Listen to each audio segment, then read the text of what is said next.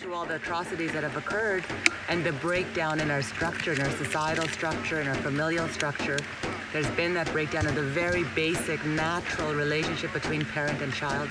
So it's important to bring tradition home.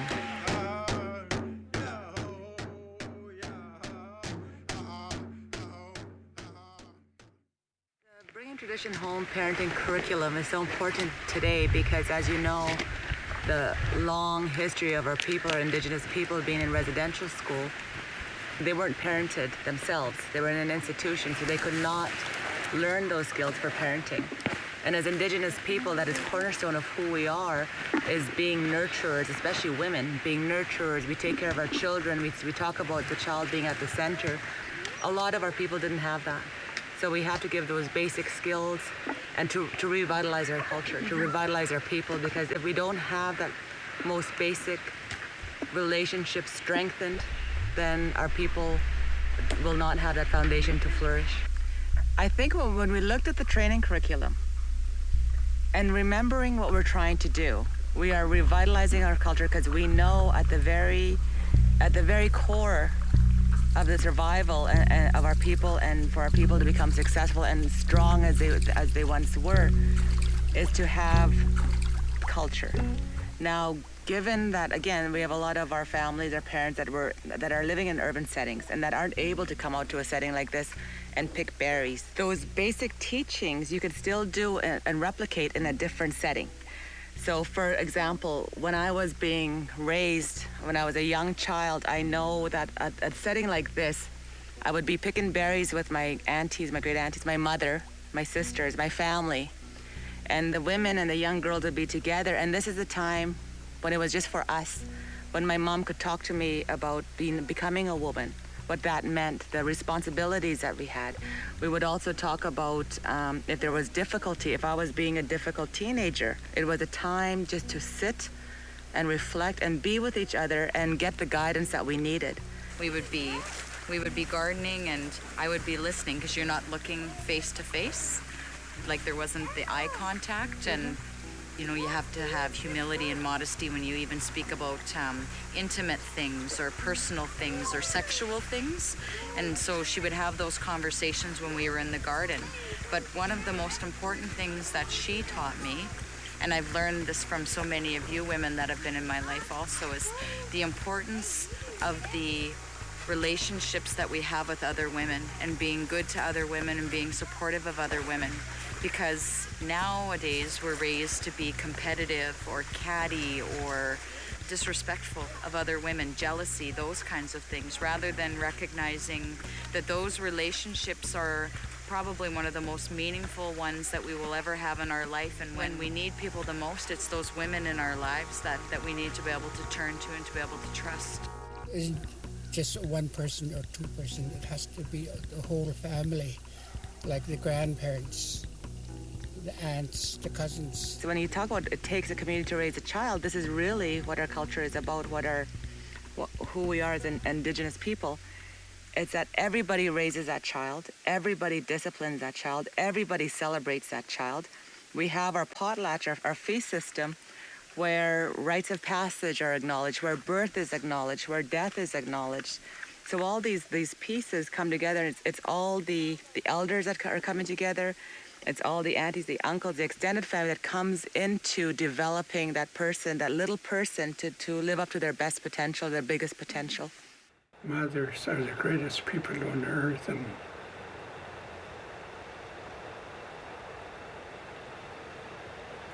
they should be given the most respect.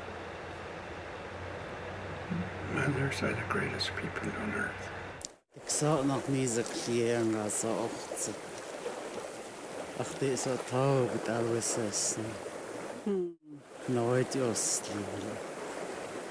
My grandmother, God bless her soul, she taught us a lot on sharing our generosity and sharing food, everything.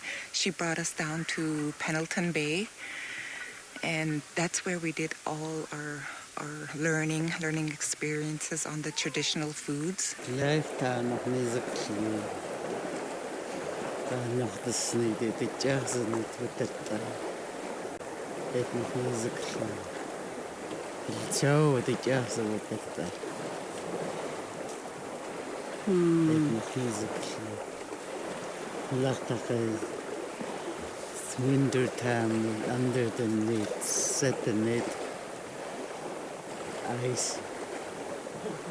Take it easily, that's a big chocolate that we just got it wrong. Happy with Dennis, I was only able to music. Nowadays, it's really difficult how the economy is and how the family have to work in order to just to put bread on the table. The parents aren't there to show them. They're worried about where the next bread is going to come from, rather than trying to teach them the Aboriginal values. A lot of our people lost their language, so children learn your language and speak your language. Be proud of who you are. So I'm very fortunate that I still speak my language very fluently. But I feel sad that my children, I didn't have time to offer that teaching because I was terrorized in the Indian day school. I didn't know how to speak English, so I got strapped and I was really tortured. If I look at my life back then, it was torture. So I didn't want my children to go through that. So I wanted them to speak English because everything's English now. And I'm really sorry about it today. I should have taught my language to my children. And I think what you're saying is important. And one of the things that I think is great about the modern era and being Aboriginal is that the technology today allows that distance to still enable, cultural language and cultural teaching. So I don't speak Niska, but it's important in our family that the baby speaks Niska. And so with the grandmothers, the Gigis and the Yets, the grandpas not being there, we're able to use technology. There's CDs that the family has given us and books that they've given us, and Facebook where we can download videos that they're sending us, and the community members and the family members who want to be involved in ensuring that baby speaks the language and knows where she's from and who she belongs to. We can play that for her, and then we're learning along with her, and it allows us to do that together as a family, and so we're both learning, which is fantastic. And the lullabies around language development that we're always being told about, and so now we're learning the lullabies and we sing them over and over because the baby learns by repetition, and then now I'm learning it, and so I start seeing her over time now using some of the words from the lullabies in Niska, and it's really beautiful. And so those pieces that your children wouldn't have had the opportunity because the technology wasn't there. For a younger generation, we have that, and so now you can take your language and you can give that to your grandchildren, even if they're not coming to your house. People are smart. They're capable. They're capable of doing anything they put their mind to. Giving them the chance, you will see it. You'll see they'll amaze you. I do a lot of visits in the different communities, and I see young babies and I see grandmothers and aunties, and they really embrace the little baby. And this is where the language comes in. They speak to the babies in the language all the time. And I think that's awesome, especially the storytelling. As a child, Grandma always told me stories, and I wish I'd listened.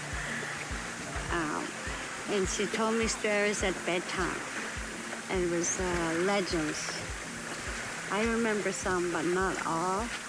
But that's how grandmothers were, and that's where they pass on our stories and our teachings, and a lot of the stories have teachings in them. The holidays I got it out town site. So the net on the beans on a Oh. So it's so kata tohoina wasasi. My grandmother used to tell me about an owl that fell in the river. And when the owl fell in the river, the owl came out and the owl had to wipe the water off itself. And this is how they taught us what underarm was. They said they wipe their mouth and then they take the water out of their eyes, and so that our eyes is nak, and they talk about nak, so that they're teaching us this is how you say your eyes, and your ears mamu, and it's really neat. They go through all parts of your body and how you brush yourself off, and that's how you learn your body parts. This is our ears and our nose and our mak and our eyes. So I remember that one. I think it's wonderful that there's a story so that it allows the children to get in tune or be excited about listening, but it has a moral to it.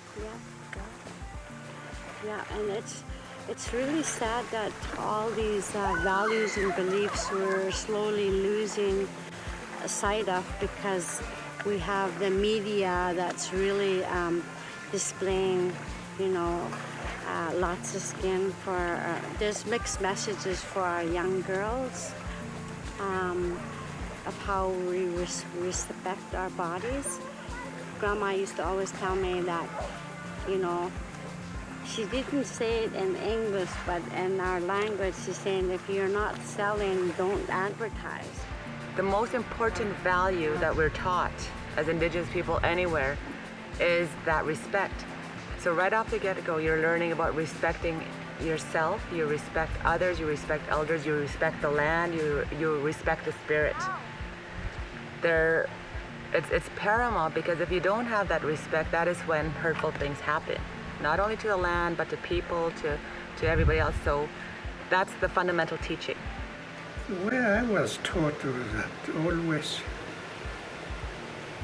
respect other people. And I passed that on to my children.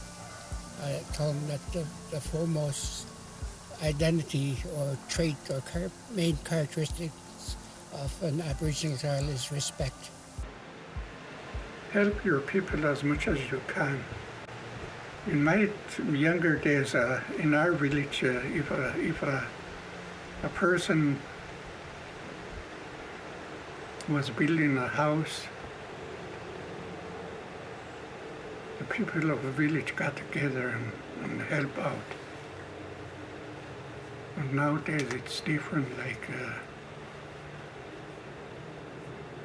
they don't help one another like they used to in olden days. There's always a mighty dollar. Say, what is it in it for me? Stuff like that. So we have to help out one another, and it'll come back to you in some way if you help out others. When I was raised, we didn't say this was your traditional role. We all pitched in, we all did what was necessary.